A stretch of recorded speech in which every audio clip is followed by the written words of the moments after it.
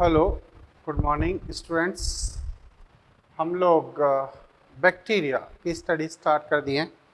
Bacteria में हमने पढ़ा कि बैक्टीरिया की जो स्टडी है वो बैक्टीरियोलॉजी में की जाती है और एंटोन वॉन लीवेनहॉक को फादर ऑफ बैक्टीरियोलॉजी के नाम से जाना जाता है। इन्होंने सबसे पहले टीथ स्कम से बैक्टीरिया को डिस्कवर किया। उसके बाद में इन्होंने सीवेज वाटर से भी बैक्टीरिया को स्टडी किया और नाम दिया एनीमोलेक्यूल। लेकिन बाद में फिर एक एहरनबर्ग साइंटिस्ट आते हैं और वो इसे नाम देते हैं बैक्टीरिया। ठीक है, तो ये चीज़ हो जाती है। आखिर एंटोन वॉन लीवेनहॉक ही बैक्टीरिया को सबसे पहले क्यों देख पाए, तो उसकी भी एक वजह है। क्योंकि Anton von Leeuwenhoek was a Dutch lens maker. वो लेंस बनाते थे और उन्होंने एक सिंगल लेंस की माइक्रोस्कोप भी बनाई थी और उसे हम सिंपल माइक्रोस्कोप भी कहते हैं। उसी से उन्होंने फर्स्ट बैक्टीरिया को डिस्कवर किया था और उसको एनीमोलेक्यूल, क्योंकि वो माइक्रोस्कोप के जब देख रहे थे तो वहाँ पर वो मूवमेंट शो कर रहा था और मूवमेंट के बेसिस पर उसको एनीमोलेक्यूल नाम दिया गया। ठीक है, अब बैक्टीरिया कहाँ कहाँ पाए जा सकते हैं, आवास की बात हो जाए, है ना। तो जीवाणु का आवास, हैबिटेट ऑफ बैक्टीरिया। ठीक है, जीवाणु कहाँ कहाँ आपको मिल सकता है, क्लियर। तो जीवाणु के लिए कहा जाता है कि जीवाणु सर्वव्यापी होते हैं।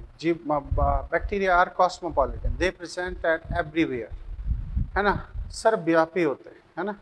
ये पानी में है, मिट्टी में है, इवन वायु में भी इनकी प्रेजेंस होती है ना। ये सॉइल की गहराई में है, रेगिस्तान में है, बर्फ में है। कहा जाता है कि ये -डिग्री पर भी सरवाइव कर सकते हैं और +78 डिग्री तक भी ये रह सकते हैं। ठीक है, तो सबसे पहली बात यही आती है कि जीवाणु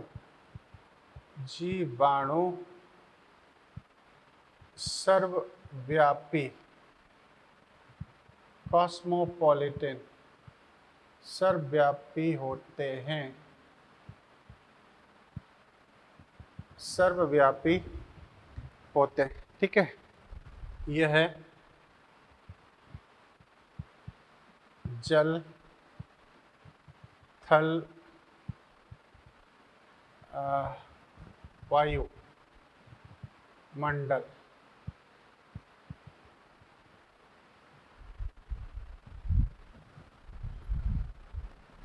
जैसे वायुमंडल में होते हैं।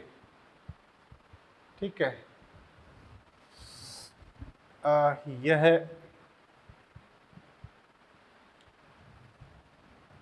मरुस्थल,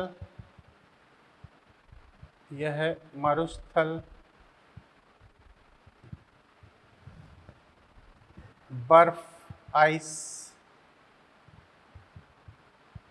बर्फ,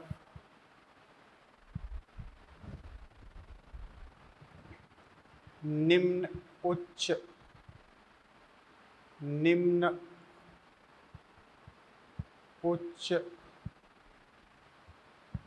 ताप युक्त स्थानों पर पाए जाते हैं। ठीक है, लेकिन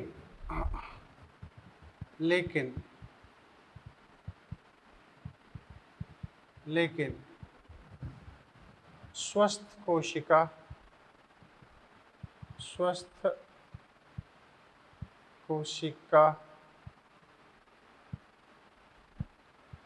आग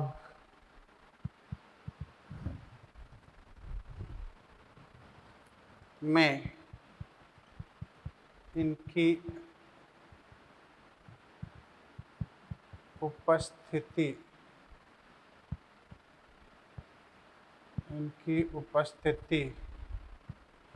नहीं होती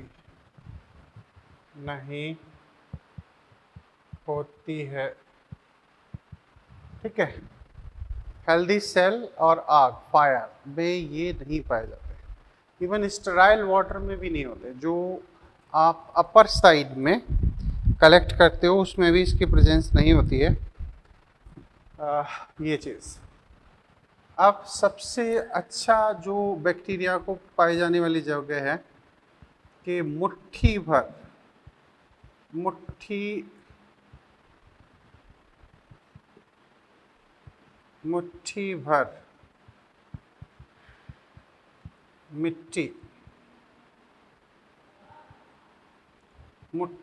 मिट्टी में सैकड़ों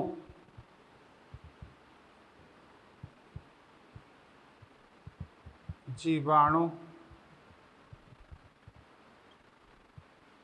पाए जाते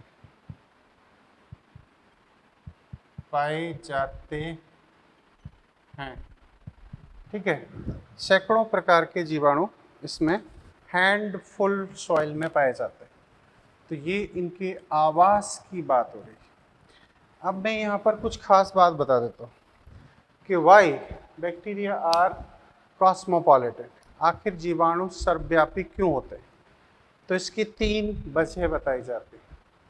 ठीक है, तो जीवाणु के सर्वव्यापी होने के कारण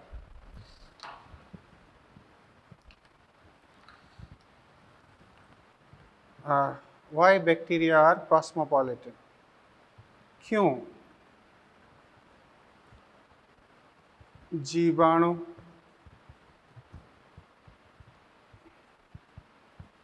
सर्वव्यापी होते हैं। ठीक है, क्यों जीवाणु सर्वव्यापी होते हैं। तो इसके कुछ खास वजह बताए जाते हैं। नंबर 1, क्या जीवाणु में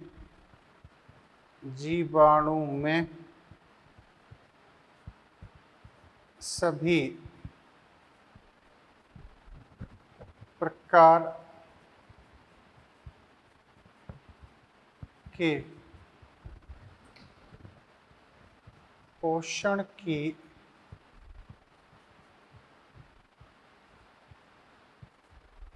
विधियां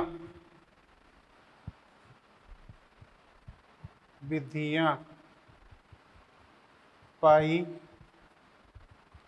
जाती हैं। सभी प्रकार के पोषण की विधियां पाई जाती हैं। जैसे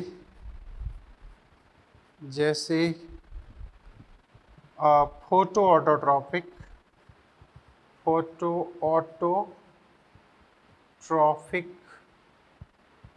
ये प्रकाश संश्लेषी होते हैं। कीमो ऑटोट्रॉफिक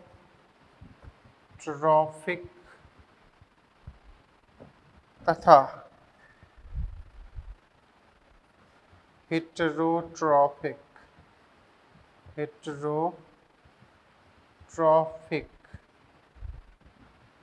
तो ये सब इनमें मोड ऑफ न्यूट्रिशन इस टाइप से पाया जाता है।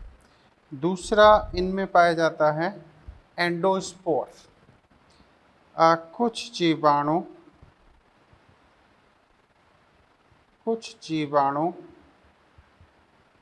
में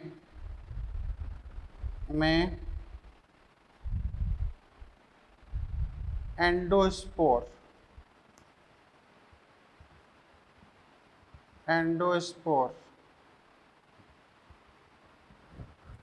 का निर्माण होता है।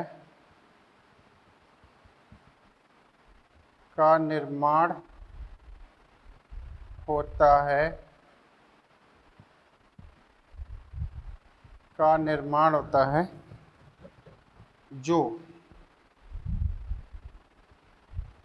प्रकृति का सर्वाधिक जीवित, जो प्रकृति का सर्वाधिक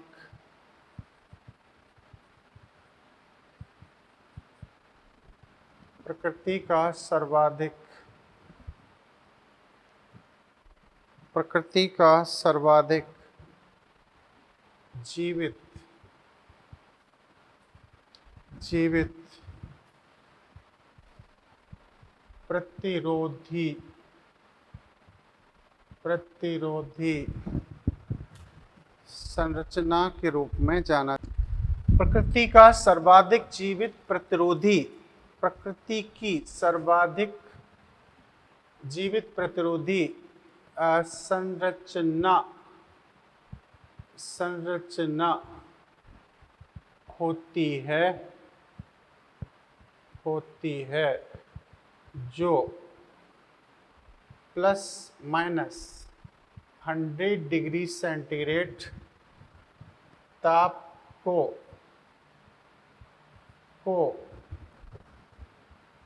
सहन कर सकता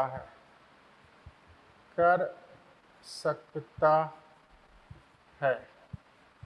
ठीक है, 100 प्लस माइनस 100 डिग्री सेंटीग्रेड ताप को ये सहन कर सकता है। ठीक है, इस पर किसी भी रेडिएशन या किसी भी मीडियम का कोई इम्पैक्ट नहीं पड़ता, और इसीलिए कहा जा सकता है, देखो कोई भी ऑर्गेनिज्म अगर हर स्थान पर रहना चाहता है तो सोचो -100 degree centigrade temperature and plus 100 degree centigrade temperature, इस तापमान पर अगर कोई बैक्टीरिया रह सकता है तो एक्चुअली वो एक टिपिकल एडवर्स कंडीशन को सहन करने की क्षमता रखता है।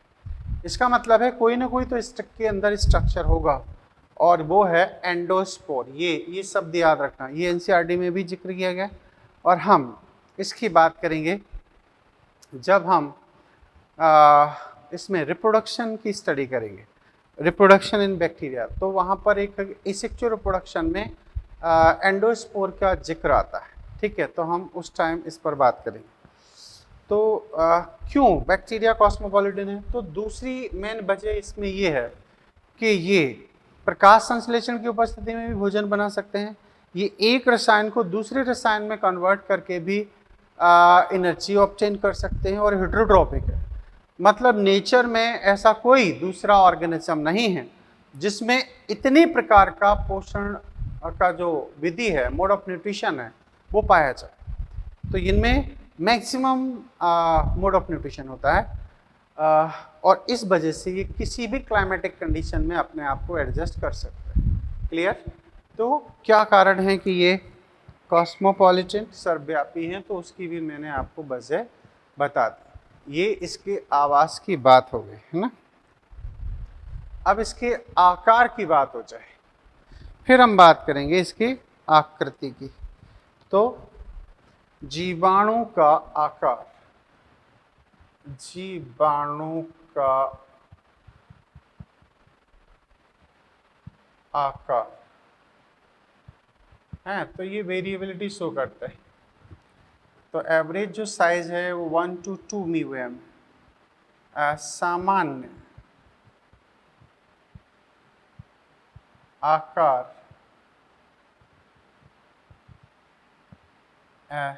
सामान्य आकार 1 से 2 म्यूएम तक होता है। ठीक है, अच्छा, ये बात हो गई। इसमें आप पूछे नहीं जाते हैं, एक डायलिस्टर बैक्टीरिया है, इसे सबसे छोटा बैक्टीरिया माना गया है, और एक बेजियोटा है, वो सबसे बड़ा बैक्टीरिया माना गया है ना। तो कह सकते हैं सबसे छोटा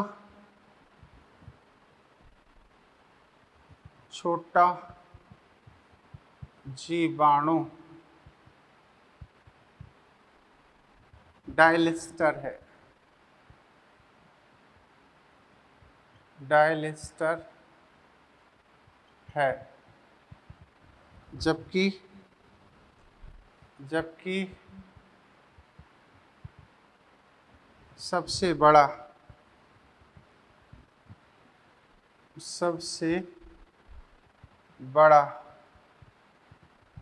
जीवाणु बेजियोटा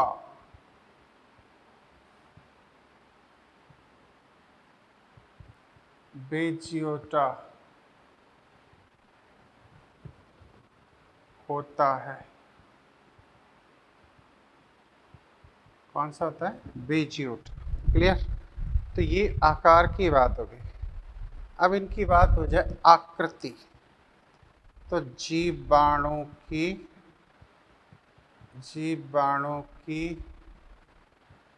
आकृति, ठीक है। जीवाणु एक कोशिकीय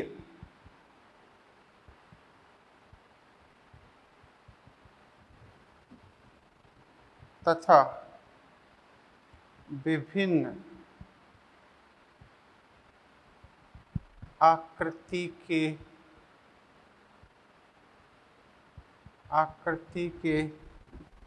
होते हैं।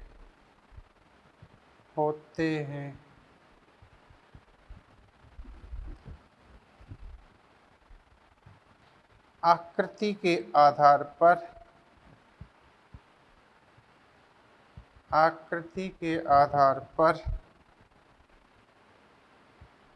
यह 4 प्रकार के हैं। 4 प्रकार के, ठीक है। तो on the basis of their shape, bacteria are of 4 types.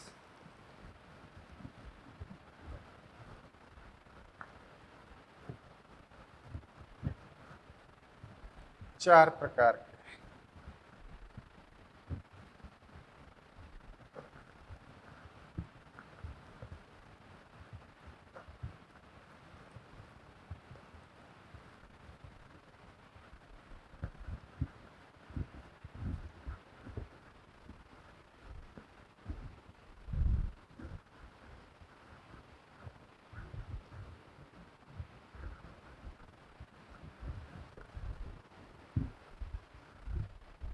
ठीक है, तो कौन सा है? नंबर 1 कोकस जीवाणु। कोकस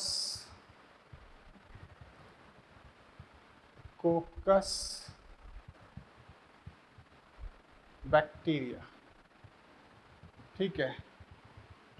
एनसीईआरटी ने इनके डायग्राम दे रखे हैं, तो आप इन्हें एनसीईआरटी से बना सकते हो।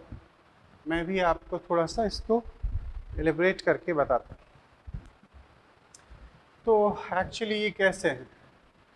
यह गोल अंडाकार अचल। कैसे होते हैं ये? अचल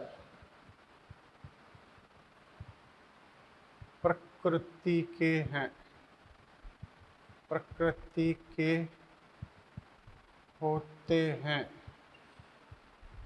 ठीक है। प्रकृति के होते हैं, ओके। ये चीज अच्छा। इन्हें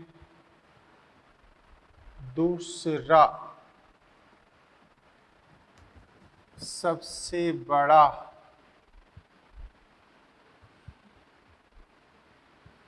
जीवाणु समूह माना गया है, ठीक है। ये गोल अंडाकार है ये। तो आप ऐसे मान सकते हो कि they are rounded spherical like this, okay. लेकिन बात यहाँ तक खत्म नहीं होती। ये कोकस बैक्टीरिया है। कौन है? कोकस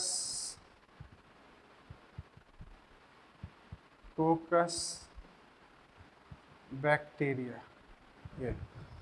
लेकिन ये मोनोकोकस होते हैं, ये डिप्लोकोकस होते हैं, ये स्ट्रेप्टोकोकस होते हैं, ये स्टेफाइलोकोकस होते हैं। ठीक है, स्ट्रेप्टोकोकस का जिक्र और स्टेफाइलोकोकस का जिक्र आपको मिलेगा। ठीक है, तो मैं चाहता हूं कि इनकी आपको कुछ बातें बता दीजिए। कोकस जीवाणु भी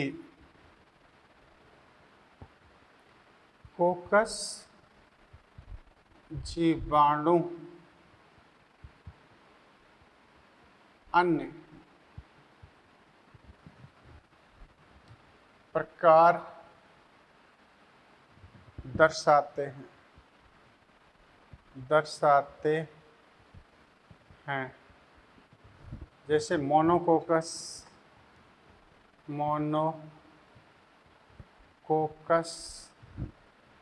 डिप्लोकोकस, ठीक है, diplococcus, Streptococcus, staphylococcus.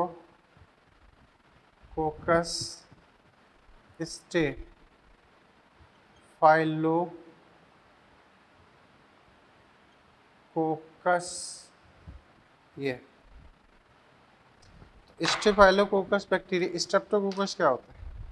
Streptococcus actually ये होते हैं जहाँ ये स्ट्रिप के फॉर्म में हो ऐसे, तो they are called streptococcus. Staphylococcus क्या होते हैं? यहाँ पर क्या किया गया स्टडी? इन जीवाणु पर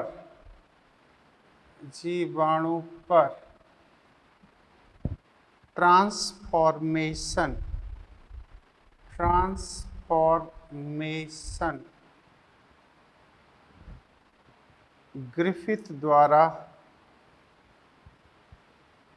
ग्रिफिथ एक साइंटिस्ट का नाम है, द्वारा अध्ययन किया गया। Is that clear? ग्रिफिथ के द्वारा ये किया गया। अब जो चीज है ये है स्टेफाइलोकोकस बैक्टीरिया।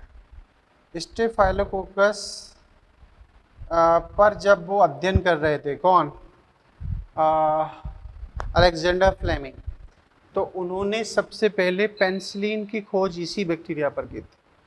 तो एक्चुअली ये बायोलॉजी में एनसीईआरटी में कहीं ना कहीं मेंशन है ये टर्म, तो इन्हें हमें समझना चाहिए। ठीक है, तो स्टेफाइलोकोकस ये शब्द तुम्हारे पेनिसिलिन की स्टडी वाले हिस्से में दिया गया है। तो कह सकते हैं यह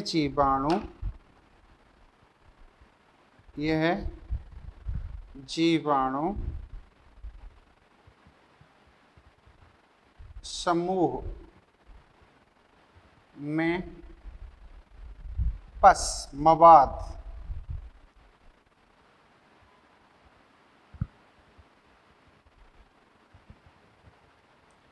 निर्माण कराते हैं। इन्हीं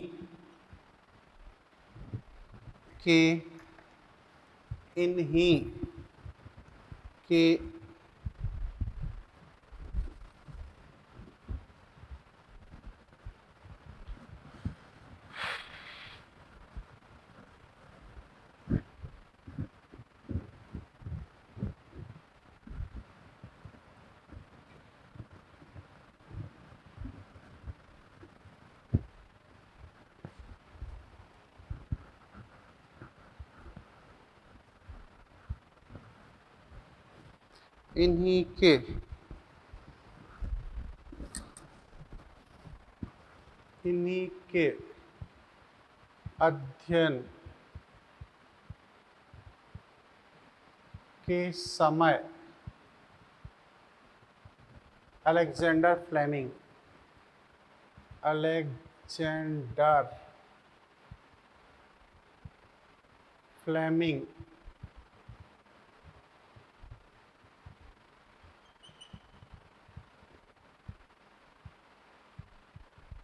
ने पेनिसिलिन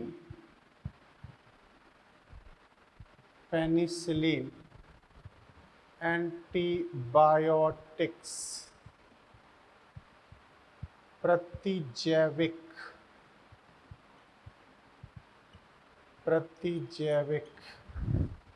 की खोज की थी। प्रतिजैविक की खोज की थी। क्लियर? इसी की स्टडी वो कर रहे थे उस टाइम, इन्होंने इसे डिस्कवर किया था। अब अगला बैक्टीरिया आता है बेसिलस। कौन? Bacillus bacteria. तो नेक्स्ट इज बेसिलस बैक्टीरिया। ये काफ़ी खास है, ठीक है। बेसिलस ये होते हैं थोड़े से इलोंगेटेड, रॉड शेप्ड, और ये लार्जेस्ट बैक्टीरियल ग्रुप माना गया है नेचर में, ठीक है। तो कह सकते हैं बेसिलस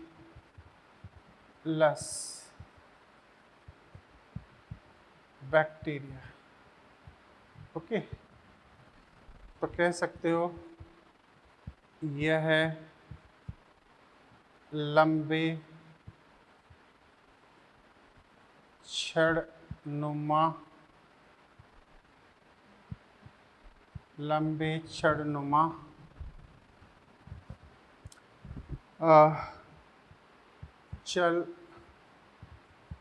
अचल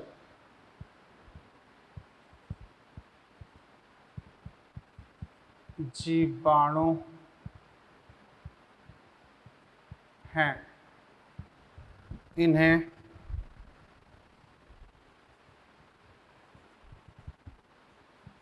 जीवाणु का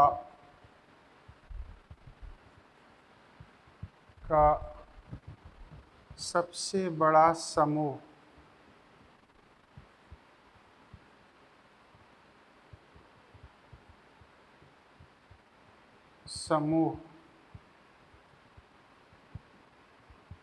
माना जाता है।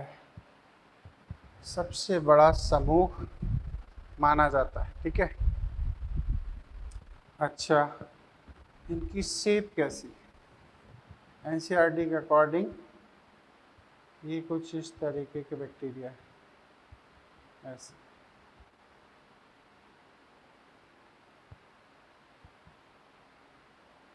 Like this.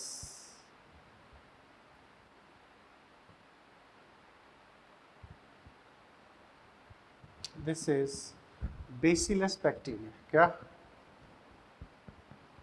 Bacillus bacteria. Clear? ऐसे।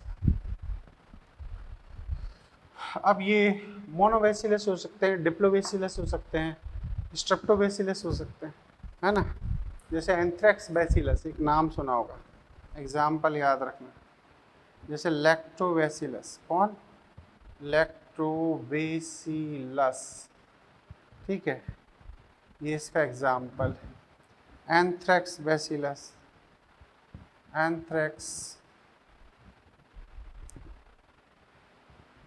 बैसिलस बैक्टीरिया, ठीक है। तो ये आपके लैक्टोबैसिलस दूध को दही में बदलते हैं। एंथ्रेक्स बैसिलस एक हार्मफुल एंथ्रेक्स बीमारी क्रिएट करता है। इसे बायोलॉजिकल वेपन्स के फॉर्म में भी यूज किया जाता है। इसे जैविक हथियार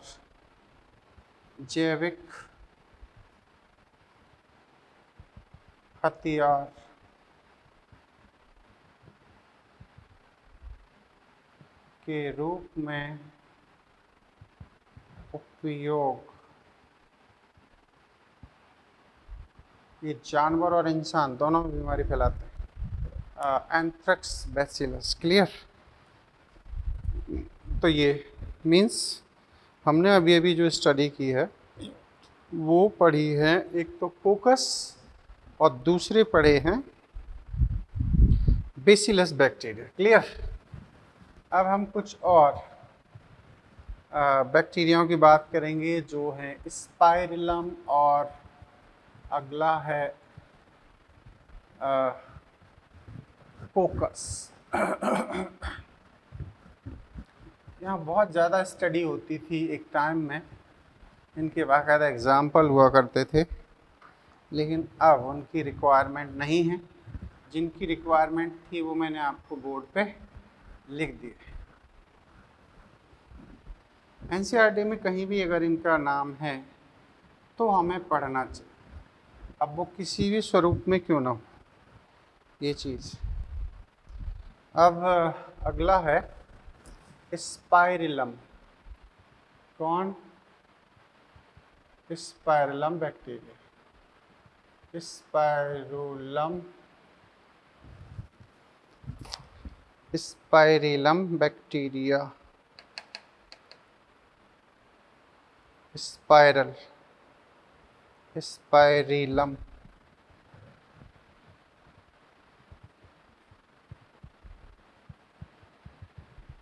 लम बैक्टीरिया, ठीक है। स्पाइरलम बैक्टीरिया,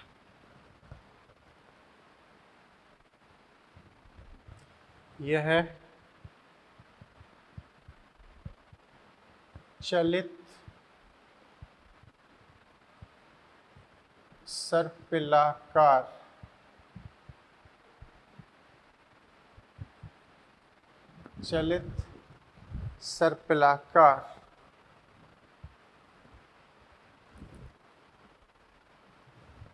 फ्लैजिला युक्त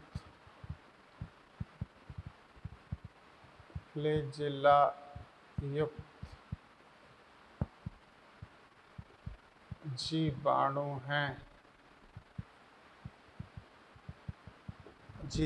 हैं, ठीक है। ये कुछ इस तरीके के होते हैं, ऐसे।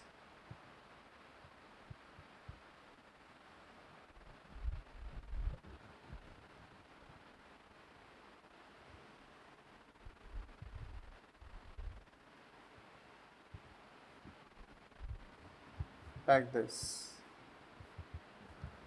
ऐसे। तो ये कहलाएगा इसका फ्लैजिला। क्या? फ्लैजिला, मोटाइल, सर्पिलाकार, है ना। ये एग्जाम्पल, इसका नाम ले सकते हैं स्पाइरिलम वॉल्यूटेंस, वॉल्यूटेंस बैक्टीरिया, स्पाइरलम वॉल्यूटेंस।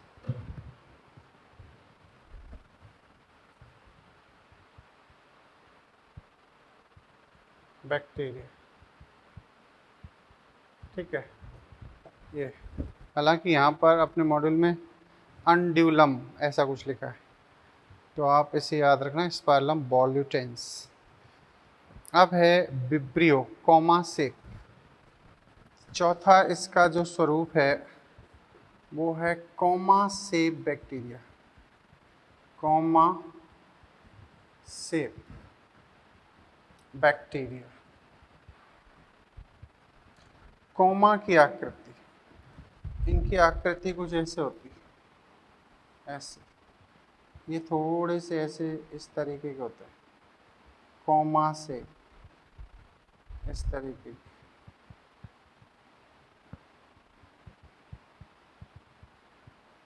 ऐसे।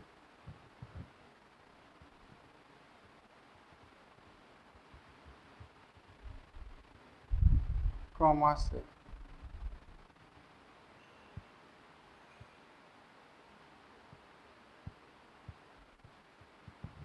ऐसे। इनमें इवन सिंगल फ्लैचेला भी होता है, कॉमा शेप बैक्टीरिया। तो कह सकते हो इनकी आकृति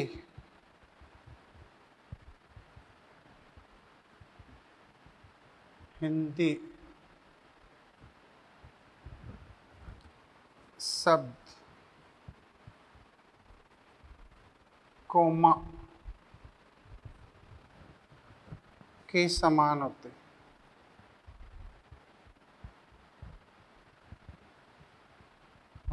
है। ठीक है, उदाहरण कौन? विब्रियो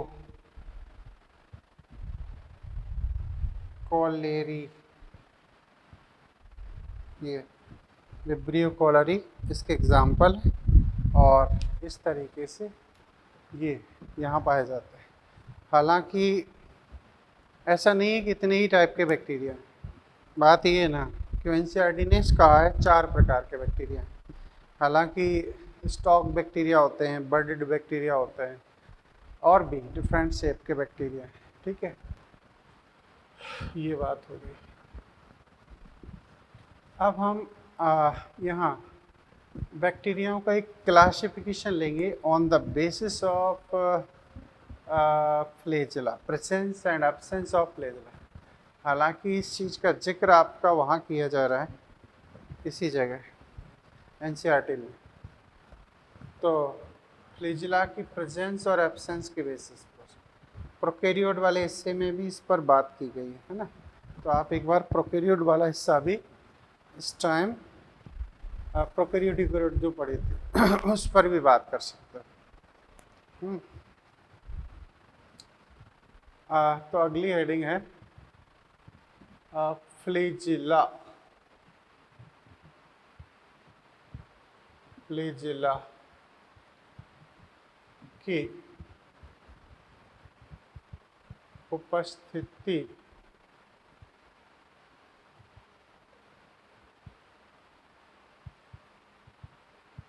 के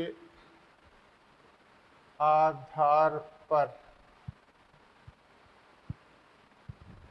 जीवाणु के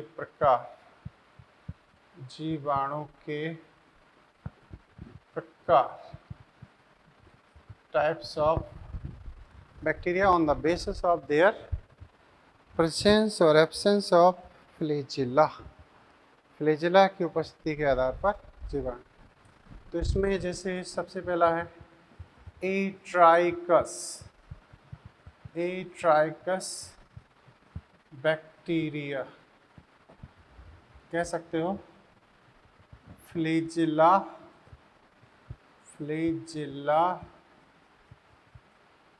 रहित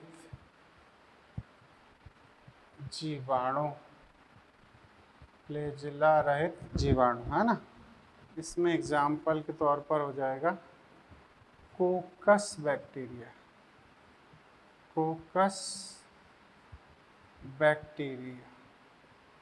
ये कोकस बैक्टीरिया पर फ्लैजेला एब्सेंट होता है।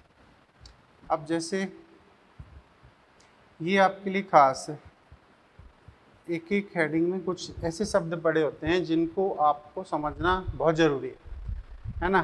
भले ही एनसीईआरटी सीधी सीधी एक्सप्लेनेशन नहीं देती है। अब है पेरीट्राइकस बैक्टीरिया।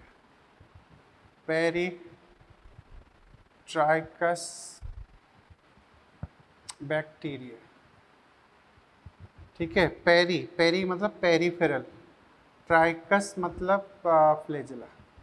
ठीक है, कह सकते हो जीवाणु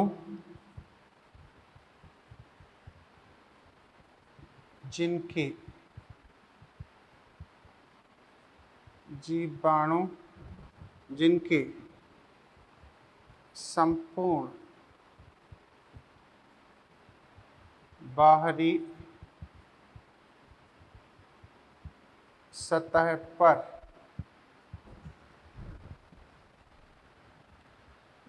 फ्लैजेला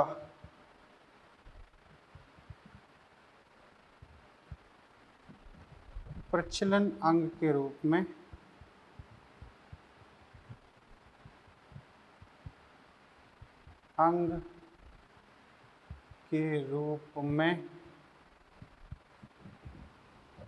पाए जाते हैं।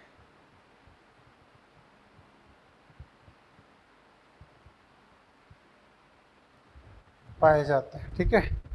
इसमें बढ़िया एग्जाम्पल है इकोलाई बैक्टीरिया। कौन? E coli, Escherichia coli. ये शॉर्ट फॉर्म में हम कहते हैं ई कोलाई, ऐसे इकोलाई, एस्चीरिचिया कोलाई। ये आपको बायोलॉजी में बहुत स्टडी करने को मिलेगा। इसकी जो आकृति होती है वो ऐसी होती है, इसकी पूरी बॉडी सरफेस पर फ्लेजला होता है। इसे हम कहते हैं पेरिट्राइकस। तो दे आर फ्लेजिला। क्लियर? तो इस तरीके से ओल सरफेस पर इनकी प्रेजेंस पाई जाती है। अब ये तो हो गई पेरिट्राइकस, है ना। और एम्फीट्राइकस ट्राइकस होते हैं, लोकोट्राइकस होते हैं, सिफेलोट्राइकस होते हैं। तो ये इन सब चीज़ों की आपको ज़रूरत लगभग नहीं है।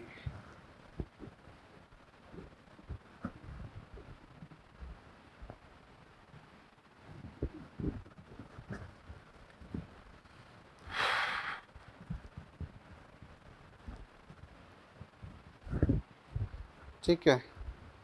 एक होता है आपका मोनोट्राइकस। कौन? मोनोट्राइकस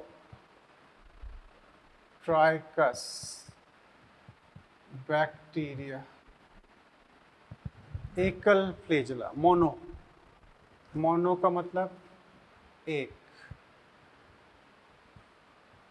मोनो का मतलब एक, ट्राइकस मतलब फ्लेजिला। तो जिसमें एक ही फ्लेजिला। मान के चलो अभी अभी अपन लोगों ने देखा कोमा से एक बैक्टीरिया है, इस पर आपको एक फ्लेजिला नज़र आता है इसे, तो इसे अपन मोनोट्राइकस कह सकते हैं। तो कह सकते हैं वह जीवाणु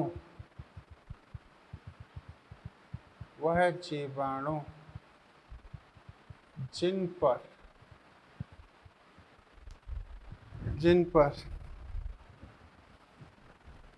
एक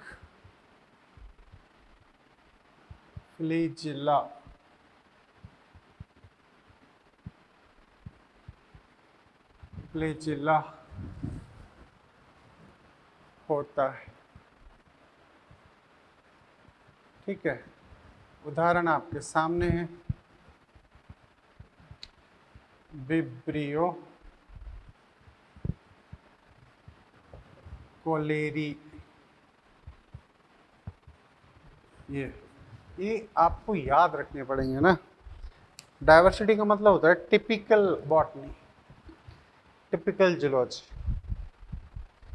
तो इसमें एफर्ट्स लगाने पड़ते हैं, डायग्राम बनाने पड़ते हैं, क्योंकि डायग्राम बनाते हो तब बातें ज़्यादा समझ में आती है ना। तो पेरिट्राइकस, एम्फीट्राइकस। अब एक होते हैं जैसे एम्फीट्राइकस।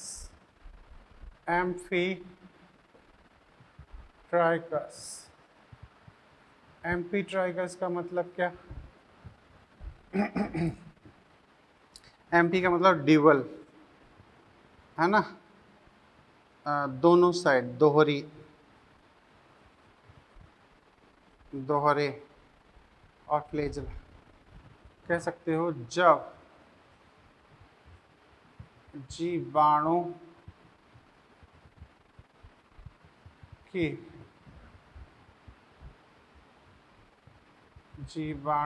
के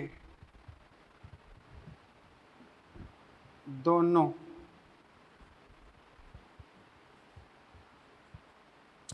अंतिम सिरे पर फ्लैजिला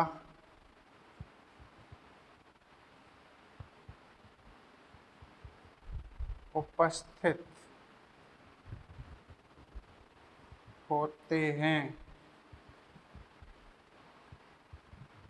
उपस्थित होते हैं। अब जैसे ऐसे बात कर लो, कुछ इस तरीके से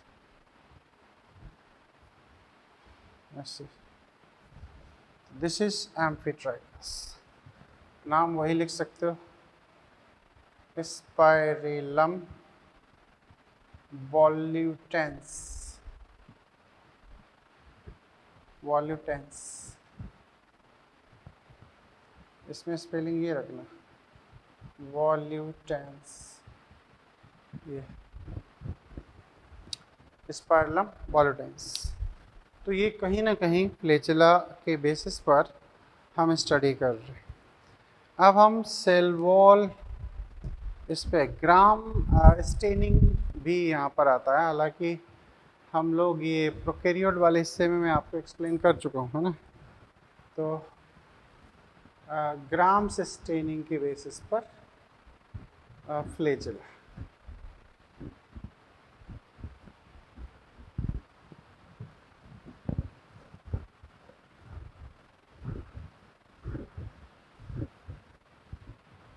ये हम आपको वहाँ प्रोकैरियोट वाले हिस्से में बता चुके हैं, हालांकि एक बार फिर थोड़ा सा एक्सप्लेन कर देते हैं। ऐसे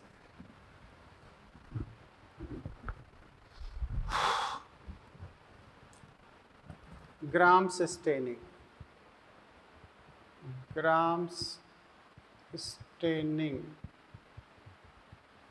प्रोसेस,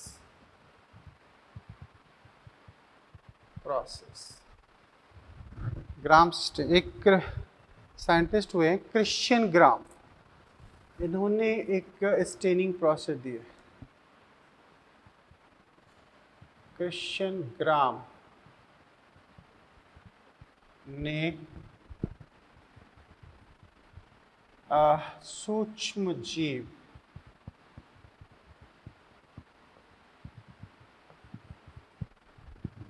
विशेष रूप से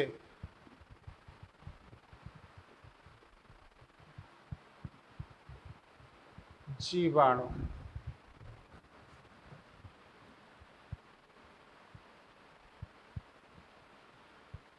को अभिरंजन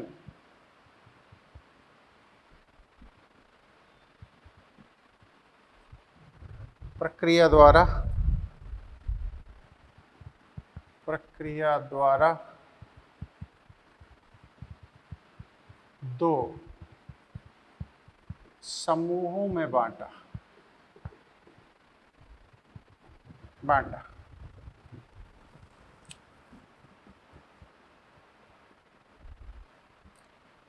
ग्राम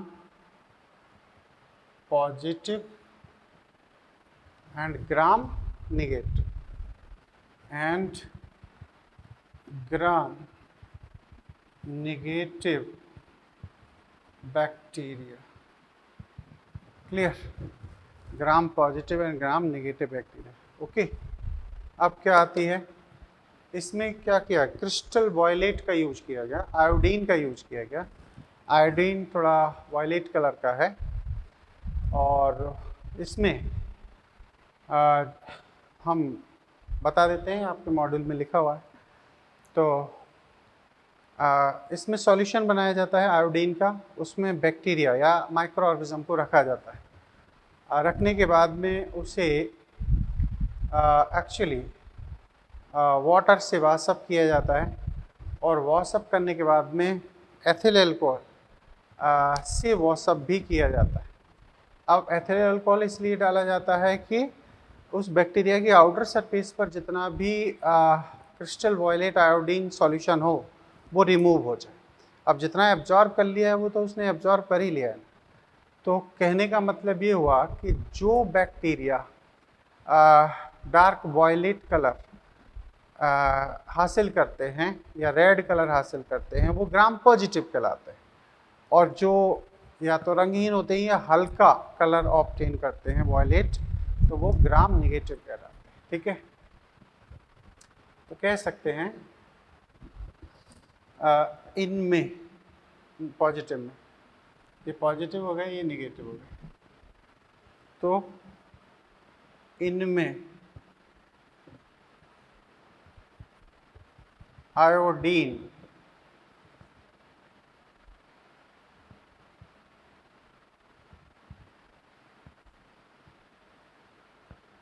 डीन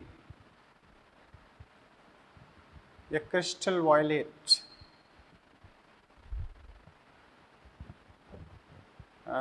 क्रिस्टल वॉयलेट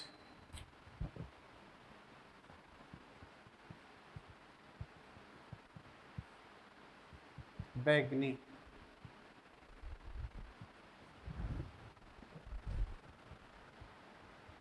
से अभिरंजित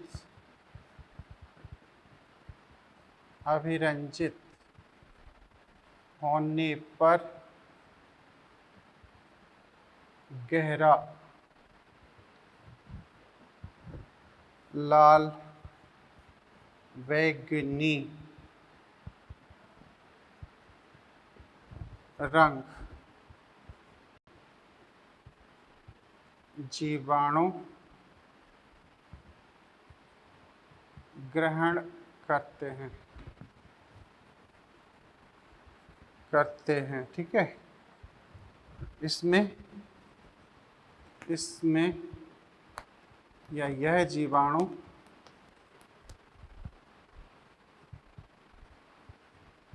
हल्का रंग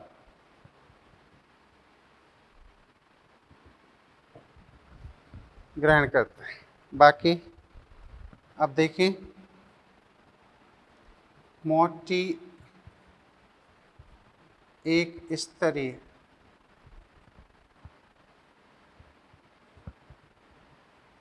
भित्ति कोशिका भित्ति मतलब सेल वॉल, मोटी है एक स्तरीय, पतली द्विस्तरीय,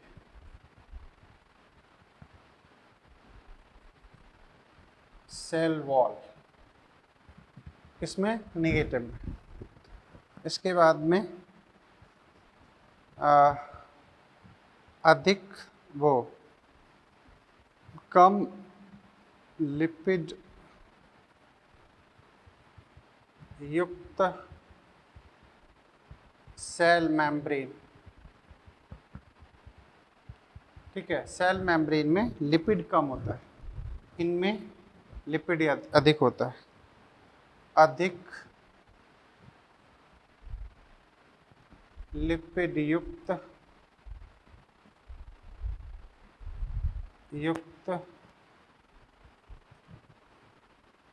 सेल मेम्ब्रेन। ठीक है, ऐसे। अब क्या,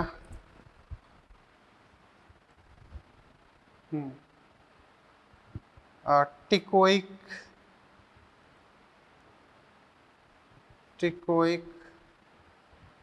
एसिड सेल वॉल में उपस्थित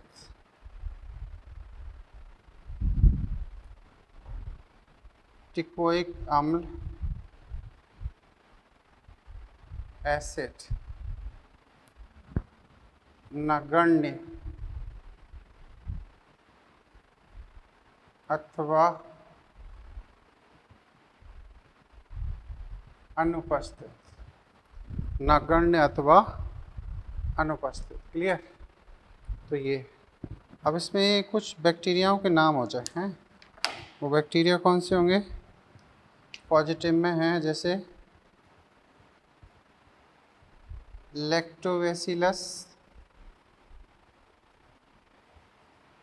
लैक्टोबैसिलस क्लोस्ट्रीडियम डीएम। ठीक है, स्ट्रेप्टोकोकस, स्ट्रेप्टोकोकस, स्टेफाइलोकोकस। इसमें कौन है एग्जाम्पल? इसमें आपका सबसे पहला तो आता है ई कोलाई, फिर आता है राइजोबियम, फिर आता है एग्रोबैक्टीरियम।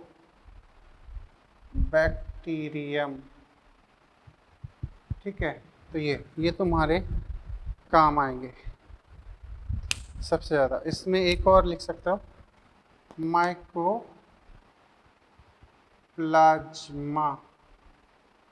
ठीक है, जैसे ग्राम पॉजिटिव है, इसमें कुछ और करेक्टर आप ले सकते हो। पॉजिटिव में मीजोसोम ज़्यादा पाए जाते हैं, इसमें कम पाए जाते हैं, तो ये पॉइंट भी लिख देता हूँ।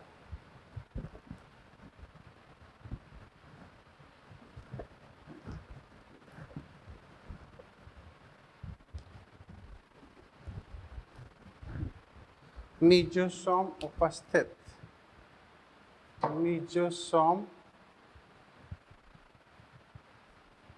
उपस्थित सामान्यतः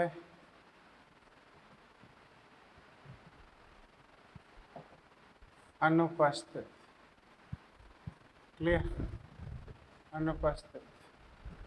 अच्छा, आधार कण मतलब बेस, फ्लैजिला का जो बेस होता है, फ्लैजिला आधार, दो रिंग युक्त एलपी, दो वलय एलपी युक्त, चार वलय एलपीएसएम, एलपीएसएम उपस्थित। ठीक है, तो ये कुछ खास पॉइंट है, काफ़ी लंबी फहरिस्त है। ठीक है, ये सब चीज़ें याद करें, इंफॉर्मेशन बेस्ड है। अभी तो हर लेक्चर में डायग्राम नहीं होते, काफ़ी कुछ लिखना भी है। ठीक है, आज से जो भी लेक्चर है उसमें ज़्यादातर आपको बेसिक इन्फॉर्मेशन दी जा रही है, इसके बाद में हम इसके आगे स्टडी करेंगे। ठीक है, अच्छे से पढ़ते रहें, ये काफ़ी इम्पोर्टेंट है। मैंने आपको वजह ये बता दी है कि एनसीईआरटी ने माइक्रोबायोलॉजी को बहुत ही शॉर्ट फॉर्म में यहाँ पर निपटाया है, मीन्स पढ़ाया है, लेकिन इसकी इंफॉर्मेशन 11th और 12th दोनों एनसीईआरटी में है और काफ़ी अच्छे क्वेश्चंस इस पर बनते हैं। Okay, thank you.